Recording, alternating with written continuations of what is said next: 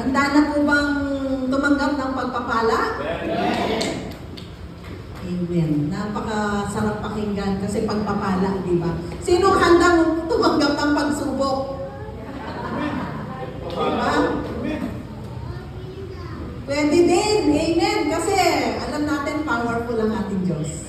Amen. Hallelujah. So, the Son of an Everlasting Father. Ang tinutukoy po dito ay tayo, mga anak. In general po, hindi naman ibig sabihin na son ay lalaki lang. Para pong general gender na ginagamit yan sa Bible dahil pag sinabing son, mga anak ng Diyos. Ayan. Amen? So kung tayo ready na, samahan niyo po ako sa maigsing panalangin at invite natin ang Holy Spirit upang tayo magpatuloy na mabuksan ang ating mga puso. Maging ang ating puso ay maging rich soil na tataniman ng mga buto ng katotohanan, buto ng salita ng Diyos upang ito'y tumubo. Okay? So, buksan natin ang mga puso natin. Iwaksi natin ang anumang alalahanin at mag-concentrate tayo sa Panginoon. Amen? Tayo po yumuko. O Diyos na makapangyarihan sa lahat, banal at napakabuti, narito po kaming mga anak mo. Sa oras na ito, sumasamba kami, nananampalataya at Lord, we are expecting your presence today. Mangusap ka, Panginoon. Buksan mo ang aming mga puso. Ihanda mo po itong taniman ng mga buto ng katotohanan at buto, Panginoon, ng pagpapala. Dahil ikaw ang aming Ama. Salamat po, O Diyos. This is our prayer in Jesus' name. Amen. Hallelujah. Everlasting. Kapag sinabi natin everlasting, kasi po ito yung theme natin for the month of April. Everlasting Father. Pag sinabi natin everlasting, ano ang naaalala nyo? Yung bulaklak. Ako lagi yun. Yung bulaklak na galing sa Baguio. Bakit kaya tinawag yung everlasting? Because yung bulaklak na yon, from the day it bloom, up to the day mag-dry siya, pareho siya ng quality. Pareho siya ng kulay. So, hindi siya nagbabago. Okay? Everlasting, ibig sabihin, sa ibang salita, ang synonyms niya ay ageless. Okay? Walang edad, infinite, eternal. Ito yung mga synonyms na ginagamit pag sinabi natin everlasting. Pag sinabi natin everlasting life, eternal life, walang katapusan. Okay po? So, nagkakaintindihan tayo, our Father is everlasting. And if you are a son, therefore, you are also everlasting. Amen? Wow, palakpakan natin ang Panginoon. Kung tayo ay magtitiwala, ika nga, di ba? Kanino mo gustong ipagtiwala ang buhay mo? Doon sa nangangako ng tama at pangmatagalan. Amen? Pero sa mundo, ganun ba? May mga nangangako at napapako. Diba? Kung ipagtitiwala natin ang buhay natin, gusto natin ipagtiwala doon sa hindi nagbabago. Example, ayan. O, asan mga kabataan dito? Itaas ang kamay. Pati paa na rin. Okay, yung pag walang nobyo o may nobyo, pakitaas. Ayan. Okay. Di ba? Pag magnobyo at magnobya, ayan, when you are sweethearts, kay boyfriend, girlfriend, nanliligaw, nangangako, ayan, ang nangyayari, di ba?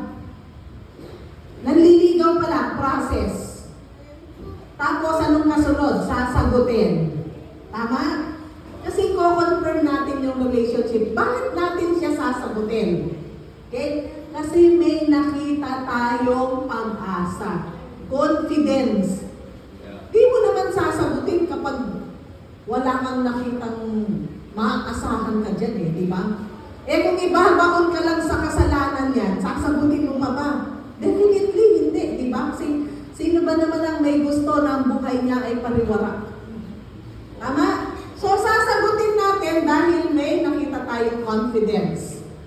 At dahil ayaw mong mawala, ano ang kasunod ng pagsagot? Umahantong tayo sa confirmation. Ano yung confirmation? Pinapakasalan.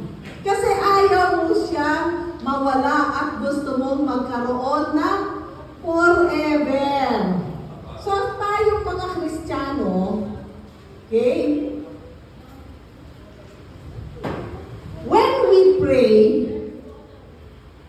and when we pray the prayer of acceptance kay Lord Jesus Christ, at saka yung salvation natin, in-entrust natin sa Panginoon ang buhay natin. Sinagot natin yung alok niya. Amen? Sino pong sumagot na sa alok ng Panginoong Jesus? Pakita ko ng mga kamay. Yung totoo, sinagot niya na ba? Nag-offer si Lord Diba? We entrusted our life to God. Why? Because we know may katiyakan, merong hope. At alam nyo, nung sinagot nyo siya yung ating bridegroom. Diba? Tayo po yung bridegroom ni Jesus Christ. Sinagot mo siya dahil may nakita kang pag-asa. May nakita ka, alam mo, mababago ang buhay mo. At yun ang tinatawag nating hope. Amen? Hindi katulad ng tao. Nagbabago minsan along the way. Ngunit ang Diyos, hindi po siya nagbabago. Amen? That's true. Nung bigyan ka ng bagong pag-asa ng Panginoon, ano ang unang-una niyang ginawa? Nilinis niya tayo. Pinatawad tayo sa ating mga karumihan, kasalanan, pagkukulang. Tinanggap ka niya. Maging sino ka man, sabi niya. FPJ, ikaw ba yan? Hindi. Ang Diyos, ang tunay na maging sino ka man, tatanggapin ka niya. Amen? Dahil hindi siya nagtatangi ng tao. Kawawa naman tayo. Kapag sinabi niya, gusto ko lang matatangkad, gusto ko lang mapuputi, gusto ko lang mayayaman, gusto ko lang magaganda. Dun sa magaganda, papasok tayo lahat. Tama? Palakpakan ng Panginoon yung mga magaganda. Okay? Yan ang Diyos. Hindi siya pumipili. Basta nilalang niya, maganda sa paningin niya. Basta nilalang niya, lalapit sa Kanya. Tatanggapin siya bilang Diyos at tagapagligtas. Yayakapin na yan. Amen? So, napakabuti ng ating Panginoon. At ito pa yung maganda. Habang nagkakarelasyon tayo sa Diyos, okay? A Diyos who is ageless, who is infinite, who is forever, we get deeper in our Christian walk. Yung ating pagsasama ay lumalalim. At katulad ng ibang relasyon, sino po yung meron ng asawa dito? Pakitaas ang kamay. Habang lumalalim, dumadami ang challenges dahil nakikilala mo, akala ko naman ang sosyal nito, ang kinis-kinis, ang linis-linis ay burarak pala sa kwarto. Gusto ko nang isoli sa kanyang magulang. Diba? Nagkakakilanlan kayo. Si Lord, iba. Habang nakikilala ka niya, minamahal ka niya. Wow! May ganun? Meron. Only God. Minamahal ka niya, tinatanggap ka niya, pero siyempre, katulad din ng natural na relationship, may correction. Tama? Mga asawa, di ba? Pagsasabihan mo, yun naman mga medyas mo, pagkahubad mo, ilagay mo na lang sa hamper. Huwag mong iiwan kung saan, di ba? Kasi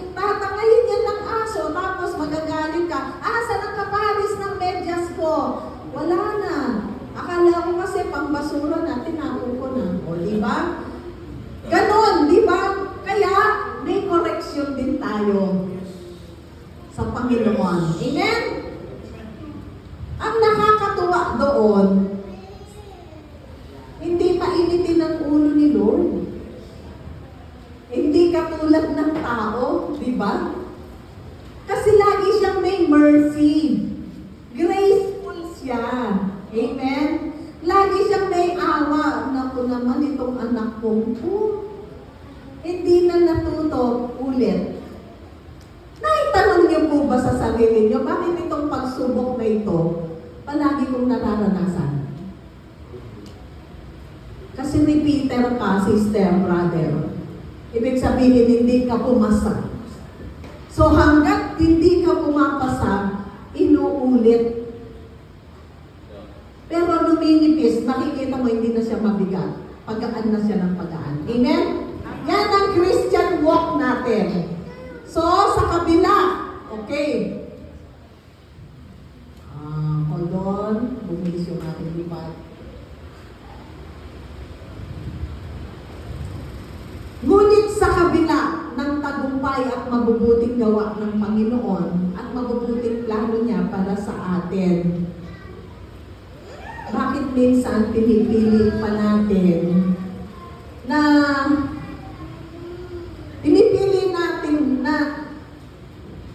matambakan tayo ng problema, na hindi ka makausad, hindi ka magtagumpay? Bakit kaya? Bakit ang mga Kristiyano, lalo-lalo na, minsan pagbago ka, buhay na buhay pa yung nakaraan eh. Kaya, we are having hard time to grow as Christian. Okay, bakit tayo nahihirapan what is grow? Tumubo. Mag-asenso bilang Kristiyano. Maging matatag. Bakit po ba? Okay, tingnan natin. Ito yung mga dahilan bakit ang mga Kristiyano ay mabagal tumubo o hindi mag-grow. Patingin na next slide, anak. Mga sagabal sa paglago bilang Kristiyano. Ito lang yung nakikita kong ordinarily nangyayari sa isang Kristiyano. Next po. Uy, may multo. The ghost. The ghost of your past. Ang multo ng nakaraan. Bakit? Di po ba sinasabi natin na nung tanggapin natin si Jesus Christ as our Lord and Savior, yung lumang pagkatao natin ay, ano nangyari? Namatay na. Patay na siya. Okay?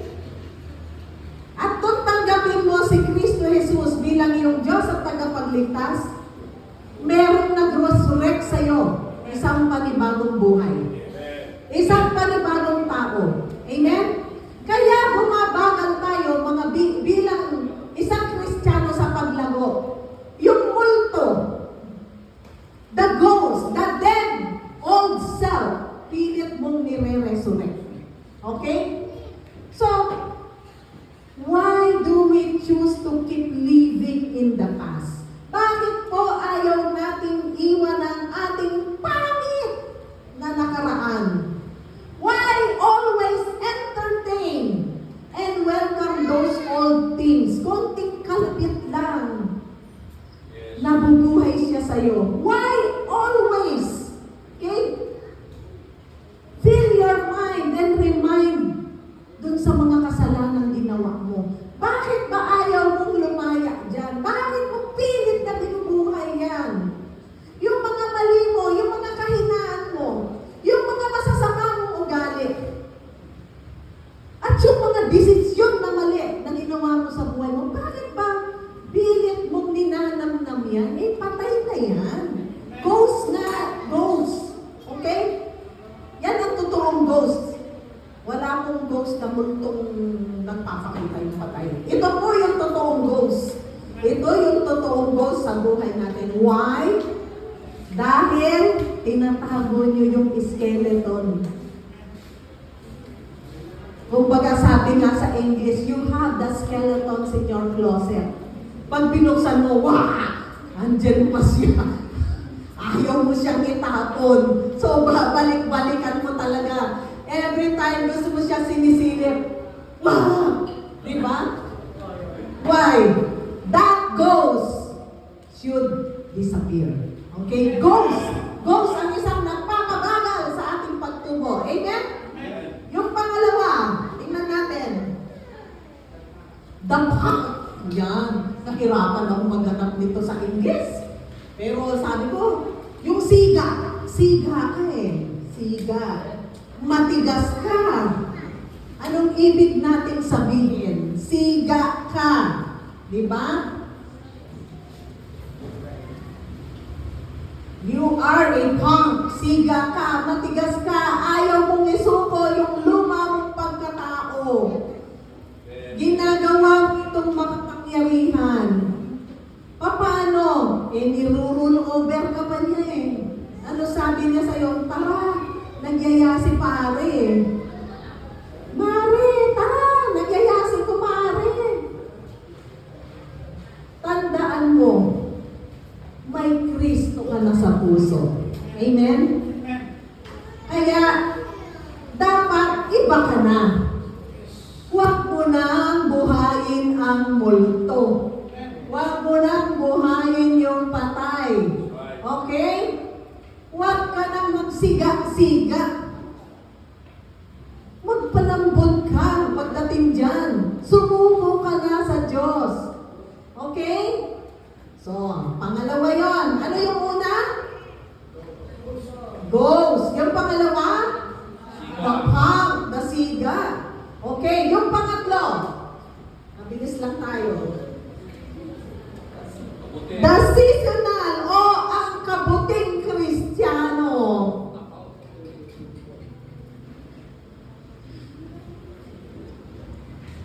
Walang consistency. Pag tinamaan ka ng problema, tatakbo ka sa Diyos. Very good. Pag tinamaan ka naman ng saya, tatakbo ka kay pare. Tatakbo ka kay kumare. Tatakbo ka kung saan-saan, sa sabungan, sa barkada. Punta dito sa inuman, nakalimutan ng Diyos, walang problema eh. Masaya eh, di ba? Ginagawa mo lang ang performance for convenience. Nakakalungkot po. Kailan nyo siseryosohin ang Diyos?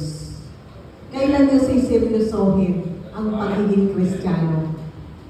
Ngayon po, naintindihan na natin yung problema bakit hindi lumalago ang isang Kristiyano. Nagpapasalamat po ako kasi sa araw na ito, naniniwala ako ang bawat isang naririto, maaring hindi pa talaga, it's not yet a tree that can shade people, no? But I can see, it's not a bean sprout. Hindi na po ito toge. Okay? Hindi na kayo toge. Halaman na kayo. Kasi po, may fiesta, andito kayo. Wow! Palakpakan niyo yung mga sarili niyo. Pinili niyong sumamba. Amen? Mamaya na lang. Pwede naman manood ng sine ngayon kasi Sunday. Pero nandito po kayo. Amen? Praise the Lord. Dahil alam niyo po ang formula. Amen? Sabihin ko sa inyo, ipagpatuloy niyo po yan. Dahil meron kayong paroroonan na napakaganda at napakatagumpay. Amen? Praise God. Nakita na natin ang problema, tatlo. These are simple and yet real talk, sabi nga. Tama? Okay. So, punta naman tayo dun sa the opposite of it. How, yan, maging matagumpay. Paano maging matagumpay na Kristiyano? How to become victorious Christian. Gusto niyo po bang maging victorious? Mahina! Gusto niyo maging victorious?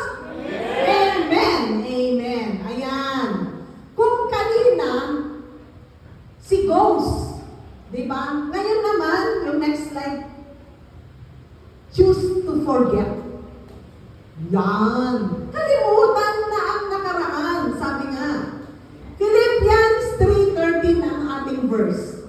Brothers and sisters, I do not consider myself yet to have taken hold of it. But one thing I do, sabi po ni Paul, no? Forgetting what lies behind and straining toward what is ahead. Amen? Choose to forget. Ano pong pinapalimot dito? Ay pinapalimot ang yung mga sinabi kanina. Yung masasamang nakaraan, mga kasalanan dati, mga pagkakamali, mga pangit na desisyon, kalimutan na po yun. Kasi isang bagong nilalang ka na. And this verse is supported. Supported po ito na verse na 2 Corinthians 5:17. Ay, wala pa dito. Okay, dun sa mamaya. Okay? So ano po, let us strain ourselves and focus in developing our Christian growth. Ano pong ibig sabihin? Kalimutan ng nakaraan, yung mga masasamang experiences, huwag niyo na pong balikan yun. Kasi binago na kayo ni Kristo Jesus. Kasi po nag-resurrect na yung new life sa atin. Amen? At para mabago na rin yung ating mindset. Hindi yung tuwing aalalahanin mo, iiyak ka.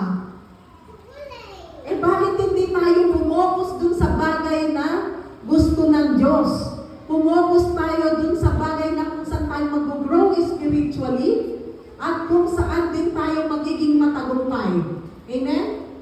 Ganun po yung ating pagpapalit ng isip. So we will be able to forget it if i-fill up natin ang isip natin yung bagay naman na bago. Bago mula sa Diyos. Okay? We have to practice. Ganito po, no? Kunwari, ako'y isang palaboy. Street child. O street, anong tawag? Isa akong taong grasa. Ayan. Malinaw, nagkakaintindihan? Yeah. Taong grasa ako. At ang ginagawa ko lang ay nandyan ako kung anong meron sa basura, kakalkalin ko, kakainin ko. Okay, naawa si Pastor at si Sister Ila, nagdadrive silang kotse. Sabi nila maganda naman yung batang yun ah. Ang kunin kaya natin. Ayaw na isa. Eh halos lupay-pay ka na sa gutom, init, ulan. Nung dinampot ka nila, inalagaan ka nila, inuwi ka nila, binihisan ka nila. Nung pinaliguan ka nila, nagbara ang banyo sa kapal ng libag mo. Ganon kakarumi. And yet, niligo ka nila, binihisan ka nila, pinadoktor ka nila, pinacheck up ka, pinrepair ka nila, binago nila ang buhay mo. Nakikita niyo po, ganun yung tao natin dati, yung ating pagkatao dati. So ngayon, kinupkup ka nila, tinanong nila ang pangalan mo, hindi mo matandaan. Kasi sa gutom, at wala kang nanay na nag-alaga sa'yo. Nirelis mo ka nila, inayos ka nila, in-educate ka nila, dinala ka nila sa restaurant. Ano yan? It's not you. This is a girl. Siya yung pinaaral ka nila sa isang international school. Wow! Imagine natin ganon. Ganon din tayo nung tinatawag ng Panginoon. So ngayon, papakita ko yung dalawang example. Itong batang to, minsan, nakasakay na siya sa kotse ni ng pastor. Dumaan si ng pastor kung saan siya napulot. At nakita niya yung mga barkada niya. Na dati niyang barkada. Na halos hindi na siya makilala. Aba, syempre, naka-lace na siyang damit. Ang ganda-ganda niya, ang bango-bango niya. Siya na ito. At anong ginagawa niya? Mommy, can you give them biscuits? Bigyan natin namang biscuit yung mga bata. O kawawa naman. Namigay siya ng biscuit, namigay ng pagkain. Na-change siya. Di ba? At English speaking na siya.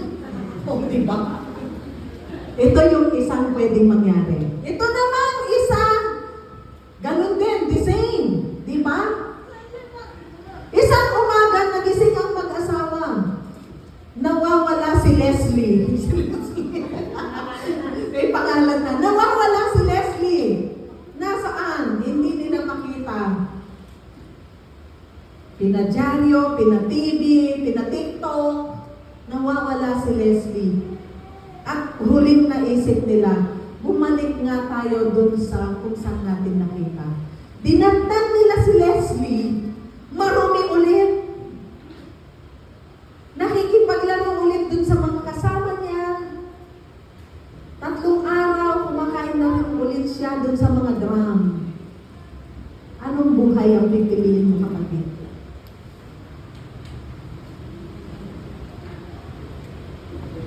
Pwede, inampun na tayo ng Panginoon, right? And ito na yung piniprepare niyang buhay sa atin. Pero, itong si Leslie na bumalik sa lumang pagkatao, naging basura ulit. Ganun po ang buhay Kristiyano kapag ayaw niyong patayin si ghost. That's why we have to forget yung lumang pagkatao at buhayin yung bagong pagkatao, si Angel. Si Angel, yan yung nagtagumpay, naging, wow, nagbabalay class na siya. Oh, di ba? Amen? Yun ang piliin natin, yung ganon. You need to act as royalty because you are a royal priesthood. Sabi nga ng ating Panginoon, our Father is the King, the owner of all things here on earth and in heaven. Bakit ka pinapayagan mong lagi kang basang-basa sa ulan, walang masisilunan? Yan ba ang gusto niyong buhay? No! Amen? Ang gusto natin yung I worship you. Oh, amen? Yan tayo. Amen? Palakpakan natin ang Panginoon. So we have to forget what is the past, the bad past. Dahil gusto natin i-develop ang ating mga good present. Amen? Number 2. Sikreto ng isang matagumpay ng Kristiyano. Choose to surrender. Ano na yung siga-siga? Sa kulungan lang ang mga siga. Di ba? So, choose to surrender. Sabi nga sa James 4:7, okay? Submit yourselves to God. Resist the devil and he will flee from you. Amen? Submit. Tama na yung pasiga-siga. Kaya ko. Tapos di mo naman pala kaya. Babalik ka rin. Di ba? Minsan naman, nahiya ka pang bumalik. Huwag na. Isuko na natin. Amen? Sabi mo nga sa katabi mo, surrender ka na kasi. Surrender. Submit yourselves. I surrender all. Nakakatuwa itong verse nito. Sabi ko kanina, nung sinusulat ko ulit yung kabuuan, sabi niya, submit yourselves, then, to God, period. Sabi ko, kailangan pang-aralin mas malalim to eh. May mga kulitilya siya eh. Resist the devil, and he will flee from you. Amen? So kung sinasabi mo kaibigan, hindi mo kaya. Anong sabi ni James? Resist the devil, and he will flee from you. Dapat may panlaban tayo. Amen? Okay. Gusto mong makuha ang tagumpay na nilaan ng Diyos para sa'yo. Surrender the old self. Surrender the bad attitude. Surrender the bad experience. Surrender the ghost. Amen? Ano sabi ng 2 Corinthians? Ito, dito na papasok si 2 Corinthians. Dahil ang sino man ang na kay Kristo Jesus, therefore,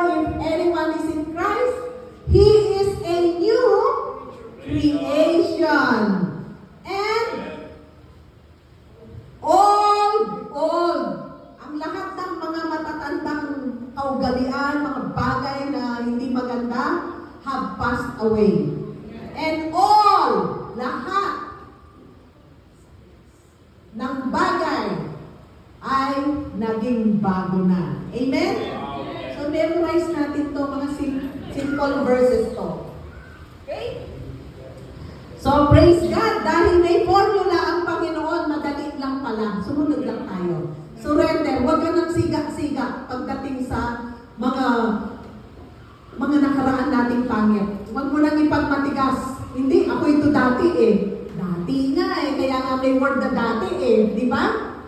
Tama ba mga kaibigan? Wala na si dati. Si bago na. Amen? Amen? Praise God. Tingnan natin yung pangatlo. Choose to focus and be consistent. Yan. Okay. 1 Corinthians 15:58. In everything we do, if we do not have focus, no? And consistency, mahihirapan po tayong lumago. Mahihirapan po tayong maging matagumpay. Ano po ang sabi sa 1 Corinthians 15:8? Therefore, my beloved, be steadfast, maging matatag, immovable. Imagine mo yung steadfast, immovable, always abounding in the works of the Lord, knowing that in the Lord your labor is not in vain. Amen. Palakpakan natin ang Panginoon. Ano pong ibig sabihin ng your labor is not in vain? Sa totoo lang po, mahirap magsikap sumunod. Pero kung alam niyo po, ang pagsunod ay may reward. Yun po ang tingnan natin, yung reward. Yung ino-offer ng Panginoon sa bawat isa sa atin. Huwag mong intindihin masyado yung ang hirap eh, nahihirapan ako eh. Tingnan mo yung reward. Sabi nga, dahil pag natanggap mo yung prize mo, nahihigsan lahat ng pagod. Di po ba? Sample ko dyan, kunwari yung nagbubuntis. 9 months mo, bit ang bata. At bago siya lumabas, the pain, yung masakit mag-labor, di ba? Mga nanay, naiintindihan to. Pero pag lumabas na, wow, the prize. Pagkaganda-gandang bata na rin, nawawala yung pagod, sabi nga. Amen? Okay. That is being consistent. Okay? Bigyan ko rin po kayo ng example sa focus and be consistent. Kunwari po, kami mga negosyante. Okay? Kapag po nagtatayo ka ng bagong negosyo, tinatayo mo itong bagong negosyo, siyempre gagawan mo siya ng plano, maghahanap ako ng mga taong tatao dito, pero tatakuhan ko rin siya. Okay? Focus. Para ang objective ko, kumita yung negosyo at maging mahabang buhay tumatag. Pero tinayo ko yung negosyo, nagtayo ako sa apalit, tapos, okay, sinet up ko na siya, tapos iniwan ko lang siya. Bahala ka na dyan. Tingin niyo po aandar yun? Malulugi siya, di ba? Kasi wala akong focus. Kasi, ay, tumakbo na ako Maynila, magtatayo na naman ako doon. Ay, tumakbo ako Tarlac, magtatayo ako doon. Pag wala akong focus, imposibleng maging matagumpay. Sa buhay Kristiyano, ganun din po. Dapat may focus tayo and consistency. Kaya po, sa negosyo, gumagawa tayo ng framework. Ano yung mga alituntunin na susundin, proseso. Kasi para consistent, kahit mawala si manager, pag sinalpak mo yung bagong manager, aandar pa rin. Kasi may proseso na. Consistency. Amen? Okay, katulad ng mga nagtatrabaho, alam nila yan, na, di ba yung ginagawa mo from step 1 to step 10. Kasi pagka binayulate mo yan, magkakaproblema. Kasi po, na-develop na yung sistemang ganon. Okay? O, sasabihin ng boss, ayaw pumasok nung in-entry ko eh. Eh bakit? Anong ginawa mo? Boss,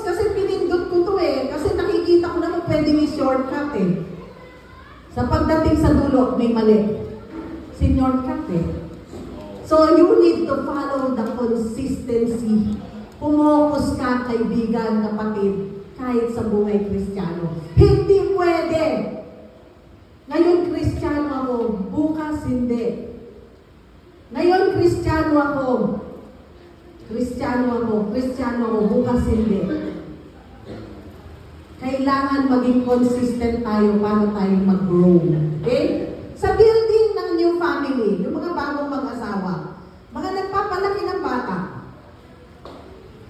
Tugtungan natin yung kanina, sinagot, kinasal. Okay, nagpapamilya. Nakadalawang buwan na sila.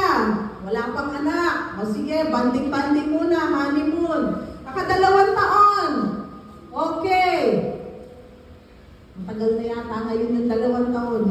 Na-assign si Mister sa ibang lugar. Tumingin sa iba. Hindi ganun ang pag-build ng family.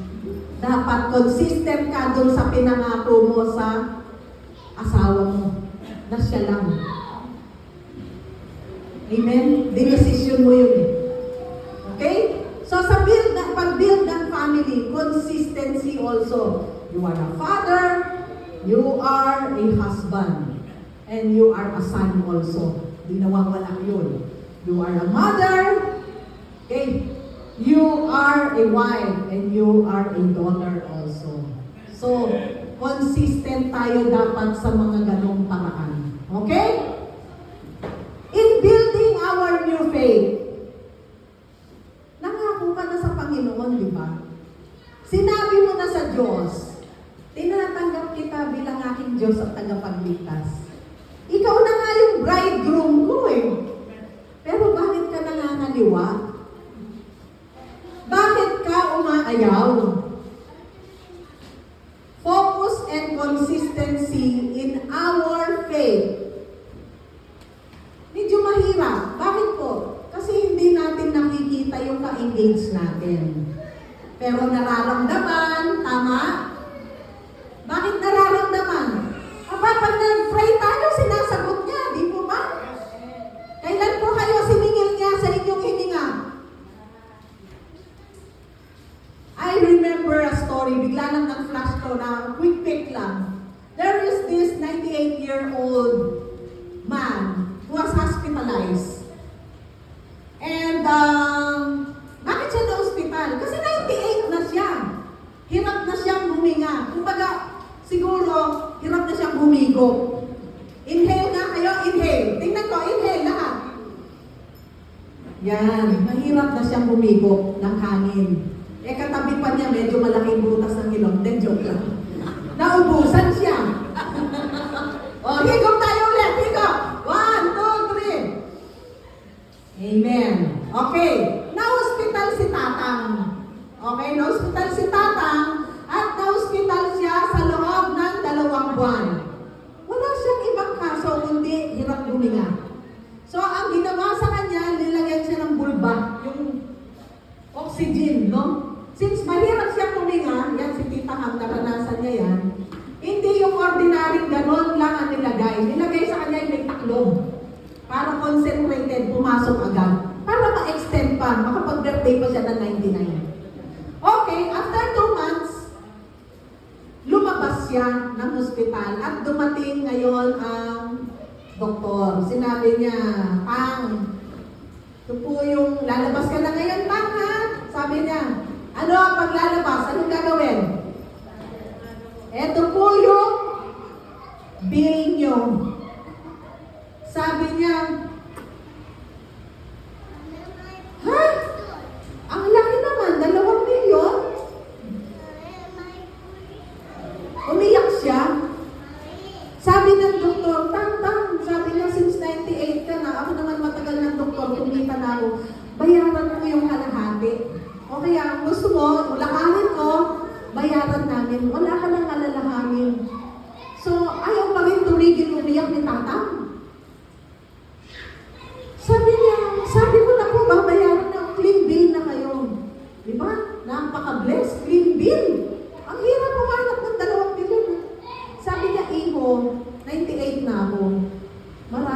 akong naipon. Actually, kaya kong bayaran more than that. Eh, ba't po kayo umiiyak? Sabi niya. Umiiyak ako kasi 98 na ako. Ito, 2 months, 2 million. Salamat sa Diyos, hindi niya ako sinisingil doon sa 98 years ko na paghinga ko, libre. Imagine mo kung nag-deal ka ni Lord. 98 years, ano kaya yung bill niya? Amen? That is why we have to be thankful. Huwag niyong panghinayangan na kilala niyo ang Panginoon. Sino po yung may pinakamatanda? Ako, 60 na ako. 60 years na ako hindi binibil ni Lord sa oxygen. Amen! Woo! Hallelujah! Ganon kabuti at kabait ang Panginoon. Amen? Hallelujah! Napakabuti ng Diyos. Napakabuti ng Diyos. Hallelujah! Ngayon, another way para patuloy tayong tumubo, maging malago, maging matagumpay. Last slide ko siguro to for the formula. Ay, yan. Yun. Choose to trust in God. Huwag yung pagdudahan. Huwag yung pagdudahan yung kakayahan ng Panginoon. Okay? Huwag laging konting pagsubok. Si kapitbahay ang tatawagin, hindi ang Diyos.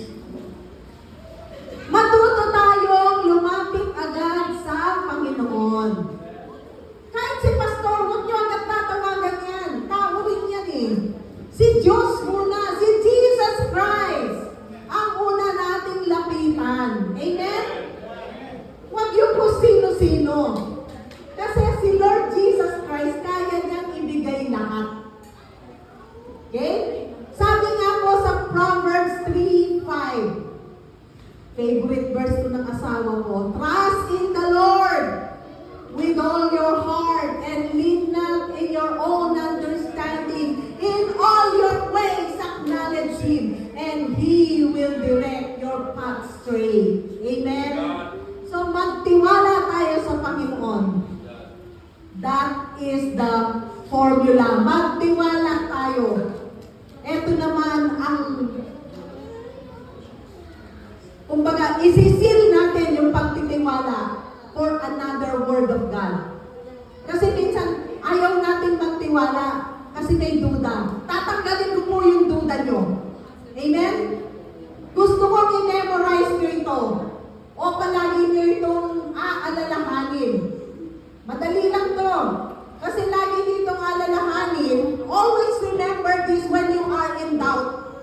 Okay?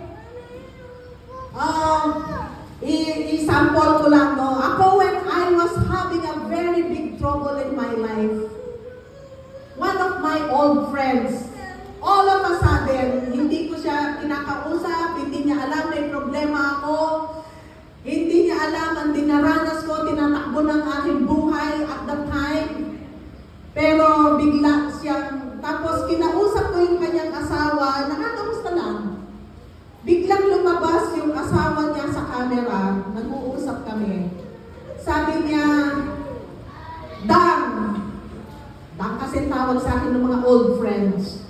Sabi niya, remember, Jesus also died for you. Yun lang ang sinabi niya. Hindi ko yung naintindihan. But when I was praying, the Lord revealed to me anong meaning nun. Umiyak po ako. Ito po pala yung meaning niya. Romans 8:31 to 32. Pag po in doubt kayo, alalahanin niyo ang verse na ito. Amen? Isulat niyo po. Gusto ko pong pakinabangan niyo ang verse na ito. Amen? What then shall we say in response to this? Nung po challenge yung mga Kristiyano. If God is for us, who can be against us? Amen? Ulitin natin. If God is for us, who can be against us? Kung ang Diyos para sa atin, nasa side natin, sino ba ang tatalo pa sa atin? Sabi nga, sakit ba yan? Tao ba yan? Sitwasyon ba yan? Walang tatalo sa atin. natin dahil ang Diyos ay kasama natin. Verse 32. Ito po yung matindi. Ito yung ito yung formula talaga. Ito talaga. Verse 32, ito talaga. Romans 8:32 naman. He who did not spare his own son, but gave him up for us all, how will he not also, along with him, graciously give us all things? Tagalogin ko. Kung naibigay niya ang kanyang anak na si Jesus sa'yo, okay? Hindi niya, hinayaan niyang mamatay para sa'yo. Meron pa kayang bagay na hindi pwedeng ibigay ang Diyos sa'yo? Wow! God! What an assurance! Amen? Sinil niya po, tinatanggal niya po yung doubt natin. Meron pa kaya siyang bagay na hindi kayang ibigay kung ang anak niya si Jesus, binigay niya sa'yo? Para sa'yo? Para sa akin? Para sa kaililigtas mo? Oh God, what a lovely and wonderful God He is. Amen? Palakpakan po natin ang Panginoon. Napakalalim yun.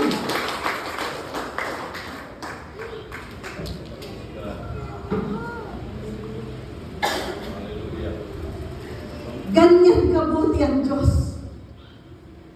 He sacrificed His own Son for all of us. For us to have a good life. A better life. Amen? So, yan po yung ating Sa bungod naman po,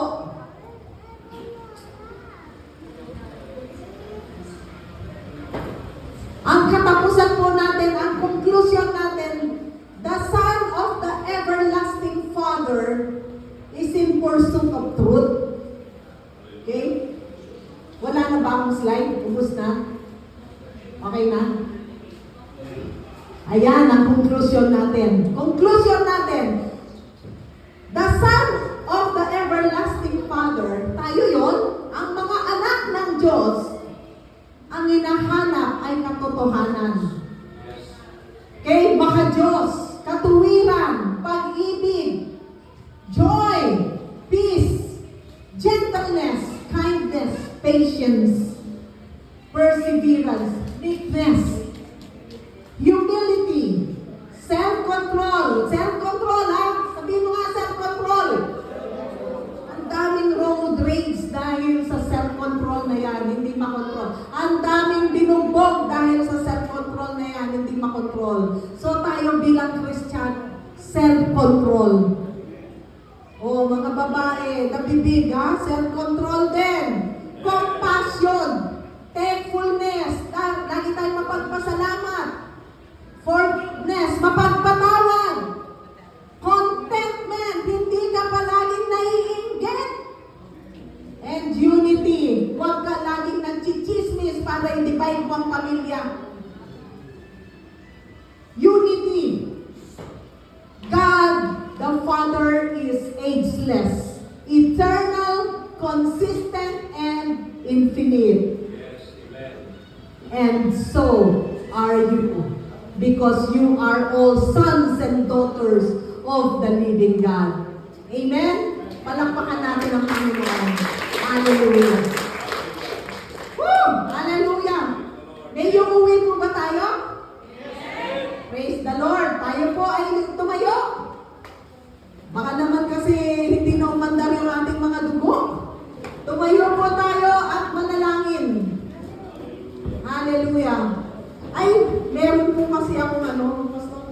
Meron akong word kay Lord kanina. Asan po yung worship team? Eh, the Lord is, pwede pong pumunta dito. Gusto ko lang silang ipanalangin. Yung worship team po natin. Hallelujah. Dito na lang po sa harap. Yan. Sige, harap muna kayo. Kausapin ko kayo. Okay, there.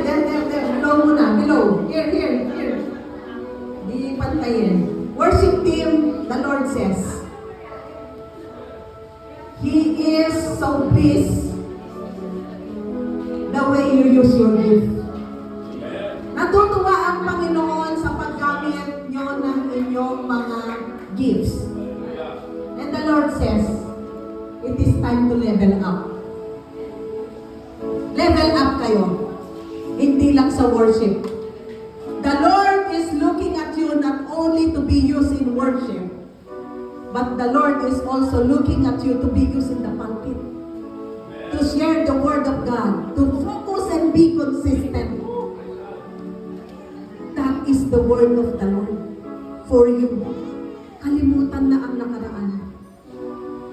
May bagong buhay kayong ini-enjoy at i-enjoy because God appointed you. Amen. Let us pray for them. Gusto ko silang ipanalangin kasama kayo, Panginoong Hesus. Salamat sa buhay nila at sa salitang ipinagkaloob mo po sa kanila. Naniniwala kami, O Diyos, that you are a God who is faithful and in due and perfect time, that promise is going to happen.